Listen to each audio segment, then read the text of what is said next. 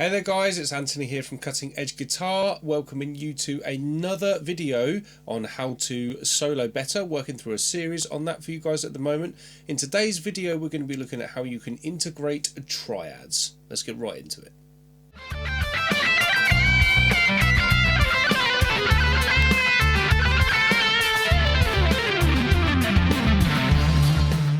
Okay guys, anyone who's following my content at the moment will know that I'm working through a series of lessons all designed to help you build better guitar solos. We've looked so far at the solo journey, effective ways to use scales. We've then moved into hexatonics, pentatonics, arpeggios, and in today's lesson we're going to be looking at triads. The thing that's interesting about triads is they kind of form the backbone of all Western music theory and harmony. So being able to use them and get them into your solos is going to add a harmonic sophistication and just a lot of the tasty sounds that you're looking for. So whether you're interested in players like Jason Becker, some of the kind of people that I like, technically minded rock or fusion guys like Guthrie, who's on the wall over there, or if you like Larry Carlton, Robin Ford, all of those kind of tasty bluesy guys, all of these top guitar players use these triads as a soloing tool over a particular chord. Now, I've mentioned in a couple of these videos up to this point in the series that I use something called that I call or refer to as the scale pyramid to extract soloing devices from scales. So if you want to know more about that stuff, check out the link in the description. Also, if you want to know more about the technical approaches that I'm talking about of how to employ these ideas, check out the High Intensity Guitar Technique series. My Cutting Edge Guitar Masterclass that goes along with that at the moment will talk you through loads more of these ideas as well. All of the links for that are in the description. Right, let's get right into this so that we can start exploring how you can use these triads for yourselves. So, the common approach to using triads on the guitar is going to be using sweep picking. But I want to talk to you about a few other ways that you can use them on the fretboard. So the common sweep pick approach, I'm going to talk about using a 2-octave version. I'm going to use a C major. It looks like this.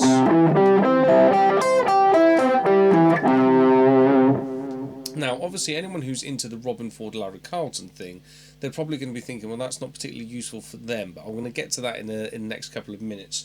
First and foremost, we'll talk about how a modern rock and technical fusion player could use these sorts of things. So that kind of arpeggio is, you'll find that in the playing of people like Jason Becker or whatever, that I'm wearing his t-shirt right now.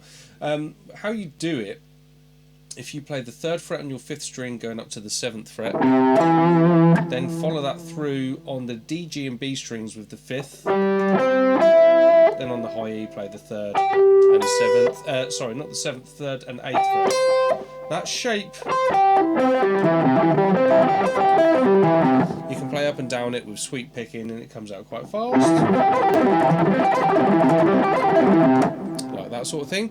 How you can get really quite musical with these though is if you take it through the inversions of that triad form along the length of the neck. So that would be something like this.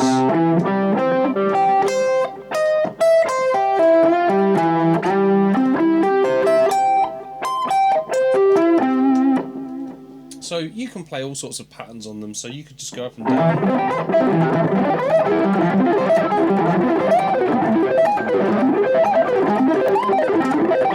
You know, that sort of thing.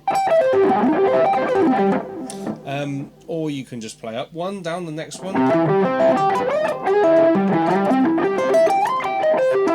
You know, whatever it is that suits your playing. But there's loads and loads of different ways that you can use that sort of stuff. Another completely different way of looking at these, rather than playing these full shapes, if you just take a little piece of those, let's say for example on the middle 3 strings, we'll take D, G and B strings like this.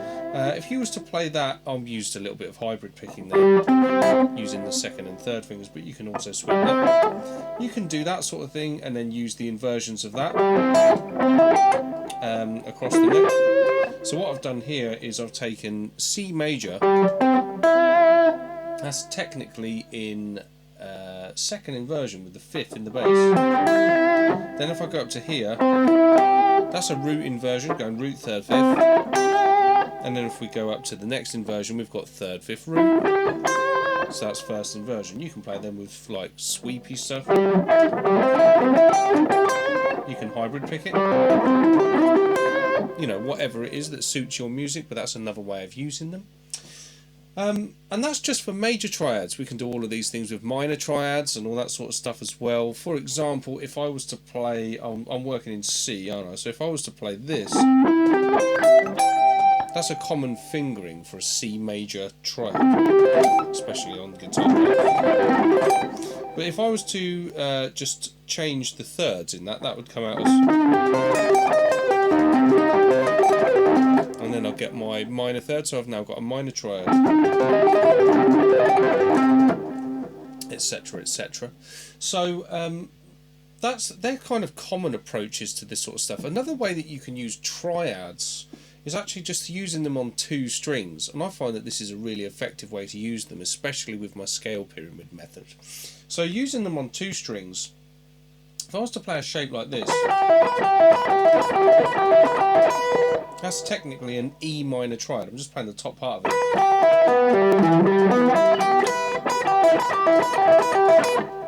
So if we look at the notes, I've got my E, I've got my G, I've got my B, so there's my root, minor third, fifth. And you can use whatever it is technique that you want to. You could play them with hammer-ons and pull-offs. You know, that sort of thing, or you can sweep pick them, do whatever you want. But with the scale pyramid, you can start taking that up diatonically through all of the different triads that you will find within your scale. So I'll go E minor, F diminished, F sharp diminished, G major, A minor, B minor, C major, D major, E minor, back to the F sharp diminished, back to my A. So I'll get stuff like this. Sorry.